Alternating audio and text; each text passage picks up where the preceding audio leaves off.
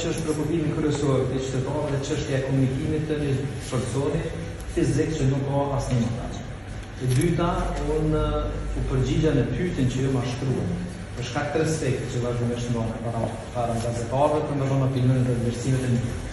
Mes tjera shumë thash që nuk është kulturë e mirë politike që komunikimet, bisedat telefonike të ndjerën jashtë dhe të ndjerën nga konteksti dhe të tentohet që krijohet një opinion i tij. E treta, unë hyrë tash. Ka nga ata që janë aktor politik, por që nuk i nxjerrin as mesat jashtë. Edhe e katërta jo vetëm çështjen që po tash konfidohet që e ka adresuar Ganigeci, por krejt shtypat e Kosovës që dërgojnë ankesa për çështje të uzurpimeve. Edhe çfarë do lloji që vlerësohet që nuk është në interes publik, unë adresoj. Po adresimin tek aktorët dhe tek përgjegjësit, që nuk e kupton që do të thotë unë duhet me dhënë një llogari një personi fizik. Unë ju kam drejtuar me shumë respekt familjes Geci, kam deklaruar që kam vlerësim e konsiderat për veprimtarinë e tyre dhe angazhimin në rrethona të vështira posaçërisht të pas luftës.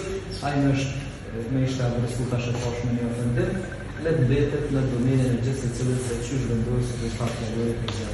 Po kur flasim për firët dhe SMS-at, është shumë e rëndësishme që kultura politike e dikujt që pretendon me qenë aktor i rëndësishëm në skenën politike, nuk e lejon një çështje dhe një sjellje të tillë, në të cilën është pretenduar të gjykohet një bisedë telefonike e kryetarit të